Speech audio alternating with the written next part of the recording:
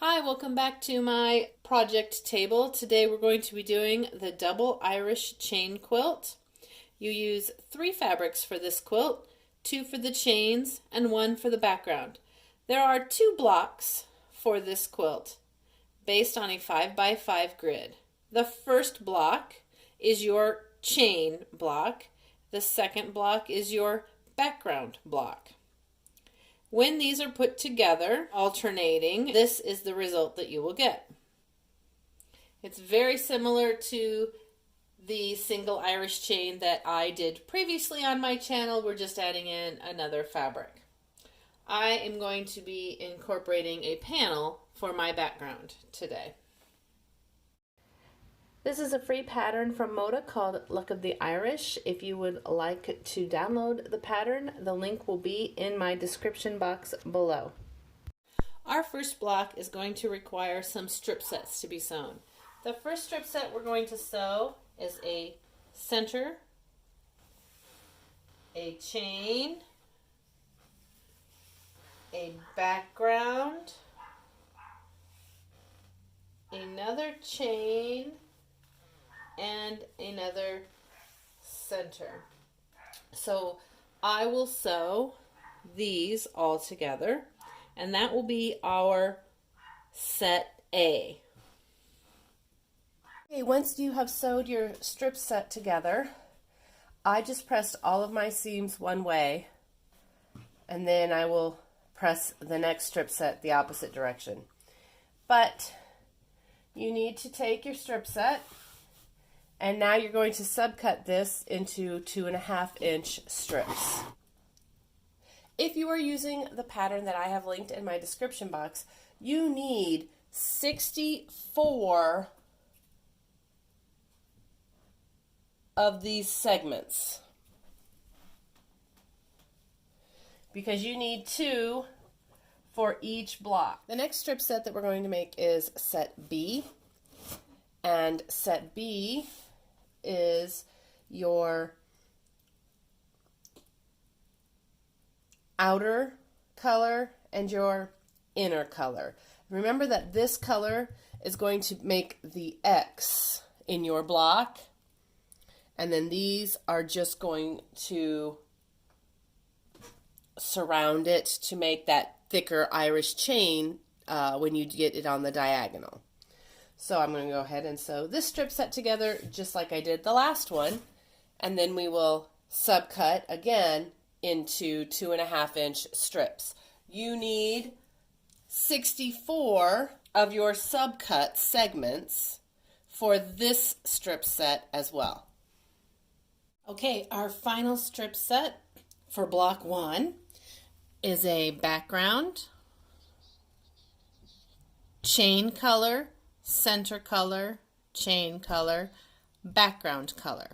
We'll sew those all together, and then we will subcut into the 2.5 inches. And we will only need 32 of these segments. And now we are ready to put together block 1. Block 1 has 2 substrip A, 2 substrip B, and 1 substrip C. And you just want to make sure that when you sew these together, you have your seams nesting in opposite directions so that you can match up those lines.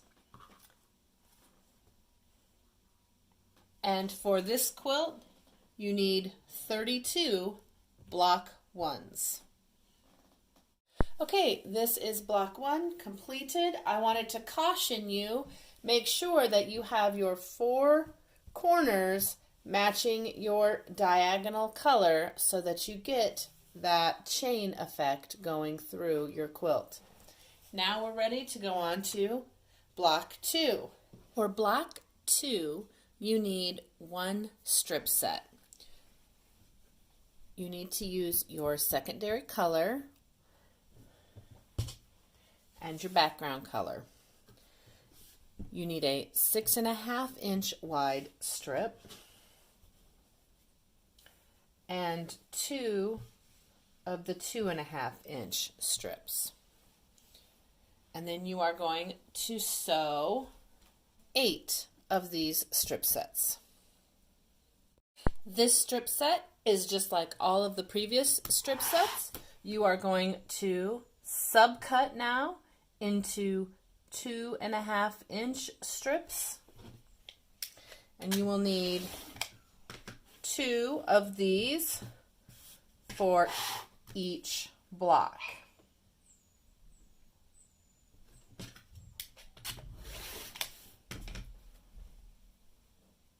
Block 2 is constructed much like block 1.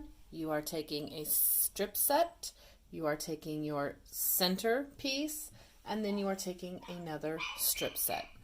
The pattern calls for a 6.5 by 10.5 inch rectangle for your center piece.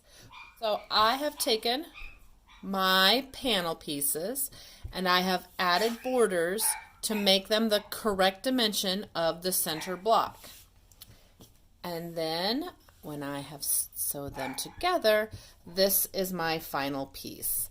I will have these little seams here where I had to make up the difference, but it's a pretty good blend, and I feel that when I quilt this, it's not going to be a huge issue. You have to decide for yourself what you can be happy with. The size of this quilt is easily adjusted. Here you see a 3x3 grid that would make a great baby-sized quilt with a small border. My finished quilt is 7 squares by 7 squares. I used my leftover 2.5-inch strips to piece together a narrow inner border, and then I have a 4-inch wide outer border. The finished quilt in the pattern is a 7 by 9 grid, but it really is all up to you. Just keep an odd number of squares in each row. Do what you like best, and I will see you on the next one.